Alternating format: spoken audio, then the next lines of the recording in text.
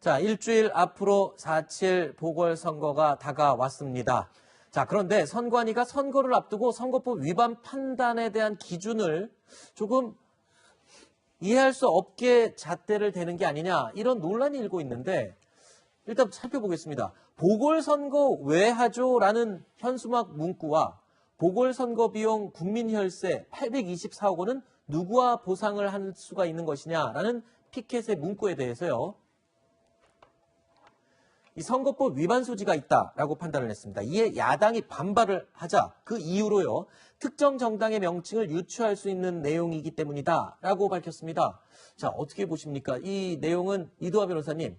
예. 좀 합당하다고 생각하시나요? 저희가 지난번에도 이 부분에 대해서 다뤘는데요. 네. 왜냐하면 그 피해자 기자회견을 뒷받침해주는 그 공동행동이라는 여성단체 여러 개, 수백 개가 모여있는 단체거든요. 근데 네. 여기에선 그러니까 이제 항상 이런 여성 피해자들을 위해서 여러 가지 운동을 해오고 있는 그런 단체예요. 뭐 어제 오늘 일이 아니고요. 이런 성범죄 피해자들을 위해서 지원을 하고 있는 단체인데 그러니까 이 단체에서는 명분이 있는 거죠. 이 서울시장 보궐선거를 왜 하는지 그리고 그게 안 되면 성평등을 위해서 투표한다 이런 식으로 여성운동을 계속해온 단체들이기 때문에 이런 부분에 다시 서울 시민들한테 관심을 일깨우고 그리고 자신들이 하던 정치운동이라는 거죠. 근데 여기에 대해서 선관위는 이제 원래 일정 기간 이제 선거법 90조에 의하면 120일 전부터는 선거에 영향을 미치는 어떤 시설물을 설치하면 안 된다. 그러니까 이런 현수막에 허용 안 된다 이런 얘기를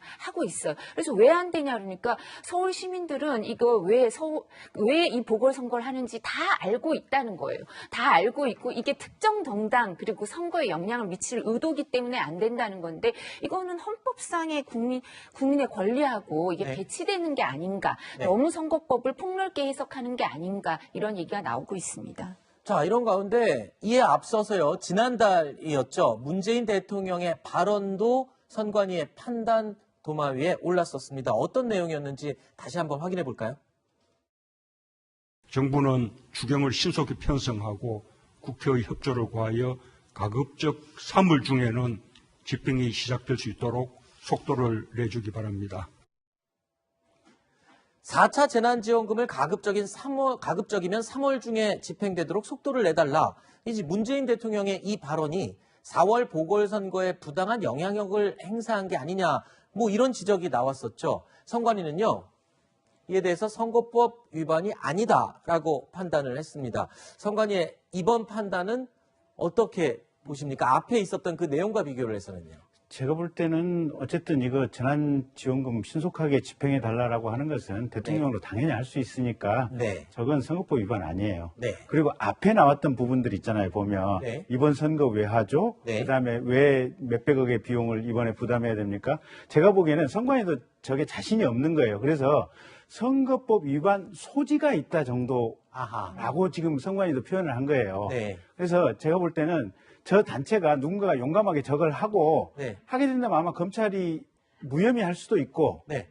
또는 지금 검찰이 가령 기소를 한다고 하더라도 법원에서 무죄 판결 확률이 나올 가능성도 대단히 높아요. 제가 보기엔 네. 저 해석은 선관위 쪽에서 조금 선거법 위반이 된다고 하는 저 부분은 또 좀 무리한 해석이라고 보여요. 알겠습니다.